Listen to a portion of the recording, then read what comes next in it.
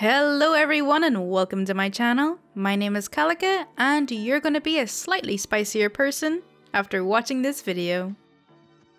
Sweet, sweet PettyRevenge. I have a history of baking hundreds of cookies, tarts, bars, etc. for my child's teachers and my hubby's place of employment for the holidays. But this year I had the flu and, trying to be nice, decided not to bake and share flu germs with everyone. Hubby understood at the time, but now, after my recovery, he's fixated on one particular treat I make every year. It's a recipe for peanut butter balls, or also known as Buckeyes. These treats consist of butter, powdered sugar, and peanut butter, mixed together and hand-rolled into bite-sized balls, chilled, then dipped in chocolate. The recipe makes about 300 and takes 2 days with no help. This was my grandmother's recipe and originated during the Depression when chocolate was a luxury her family could barely afford for that one treat around the holidays. To make the chocolate last longer, they mixed it with paraffin, a wax used in cooking and preserving. Now paraffin is edible and tasteless, provided you give it enough time to set, about 24 hours. It was needed to make the chocolate stick to the balls. Over the years, dipping the balls in ready-to-eat candy melts has replaced the original chocolate/paraffin method of dipping where you had to dip, then wait 24 hours, while these peanut butter balls of pure love and goodness were ready to be eaten. Eating prematurely would give you the taste of pure wax. Finally hearing enough from my husband, I went out and bought the ingredients, including the ready-to-eat candy melts. I laid everything out and got to work. Day 1 was spent mixing and rolling. Day 2 consisted of dipping over 300 of these little pieces of heaven. He had the audacity to not even say thank you. His comment? "It's about time." Oh. I had a bag of regular chocolate chips in my pantry. I had paraffin from the grocery store because I somehow knew my hubby would be a pill about this. Yes, I dipped the balls into the chocolate paraffin mixed and, just by looking, there is no difference in appearance than when I used the candy melts. Hubby, however, is not familiar with the original recipe. He comes home from work, walks right by the tray I'm working on and grabs a couple to pop in his mouth. The look of horror on his face was worth every hand cramp I had rolling these silly balls by myself. The next day, I popped one in my mouth and enjoyed the heck out of it now that the paraffin had set. Just tasted like pure chocolate peanut butter bliss. Don't mess with the person making your food. Here's an edit for the recipe. 3 boxes of powdered sugar, 4 sticks of melted butter, 1 40-ounce jar of extra crunchy peanut butter. We use GIF. I'm only joking, GIF. Mix well and shape into balls and put on wax or parchment paper lined cookie sheets. Let sit overnight in fridge. Day 2, double boiler your Wilton's light cocoa candy melts, dip and done. Takes maybe 10 minutes to dry but can eat as soon as you want to. Have fun. I've actually made something really similar to this, but I think they were called protein peanut butter balls.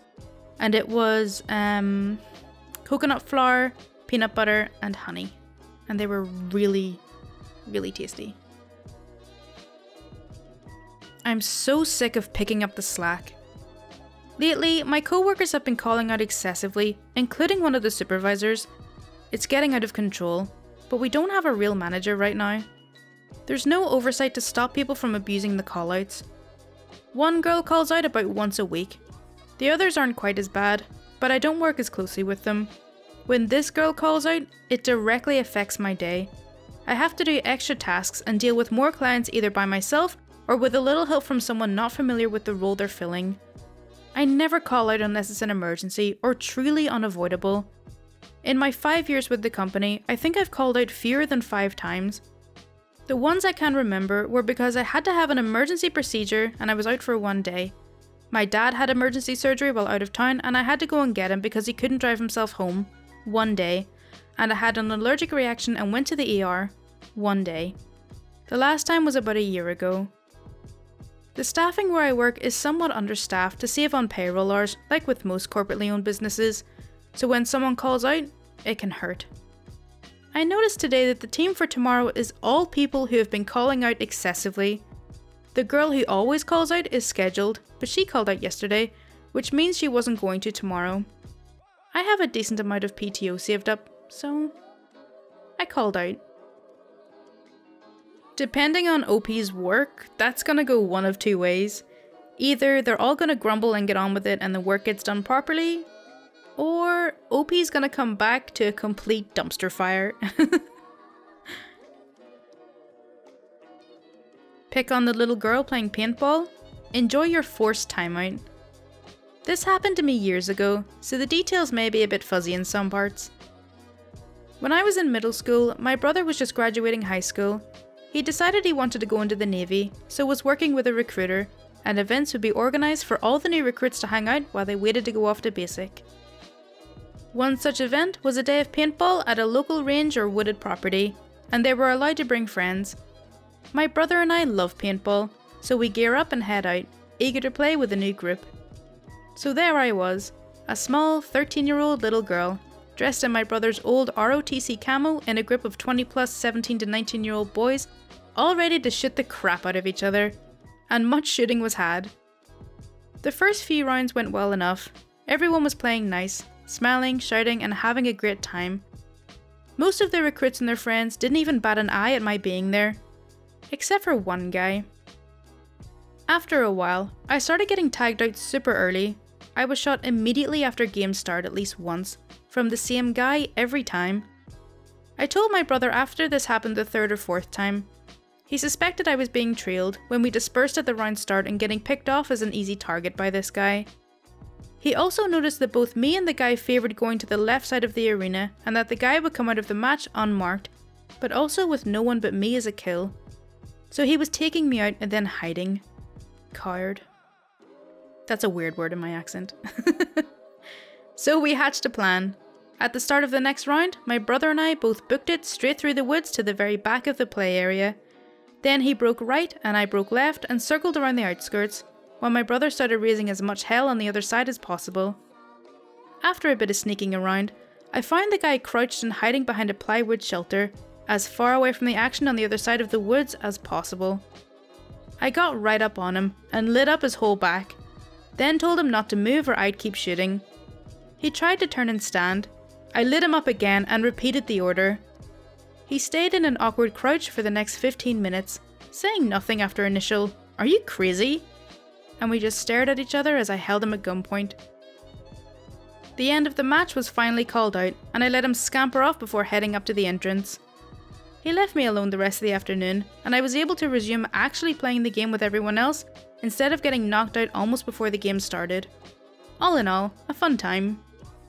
Also, it just occurred to me while typing this out that he never reported me to the ref for breaking the rules either, since I was allowed to keep playing and was never even pulled aside or given a warning. Huh, guess he realised he deserved it.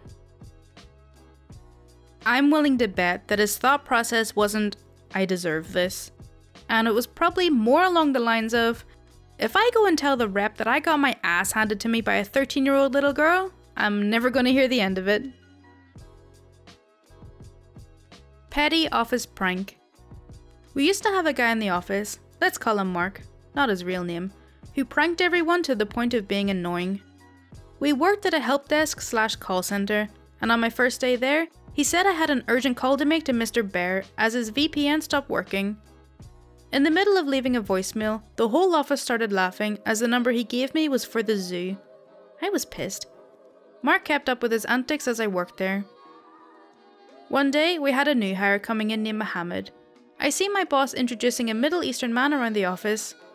Eventually, they come to my desk, and as I say, "Hello, you must be my boss interrupts, saying, "This is our summer intern Fester." I catch myself and say, "Hi Fester." Well, Mark finds out about my near slip and starts telling everyone in the office. I'm starting to sweat as I'm a white man in an office that is very culturally diverse, where my race is a minority and racism would be a death sentence. This is where my petty revenge comes in. Anytime we take a call and are unsure what to do, we can go to each other's desks and talk to them and ask questions. So I wait till I'm stuck on a call with a question. I finally get one and walk over to Mark's desk. As I sit down on the empty space on his desk, he gives me more crap for the Mohammed incident. I go, and ask my question. Mark answers my question, and before I leave, I let out a long, silent and stinky fart all over his desk, then say, "Thanks," and walk away. Mark didn't mention my near slip again. I 100% didn't expect that ending. What a twist. Okay, so that's all for r/PettyRevenge. I really hope you did enjoy it. As always, if you do want to see more content like this, then please do subscribe. My Twitter, Discord, and Patreon links are in the description, and any support is greatly appreciated. Thank you so much for watching. Bye!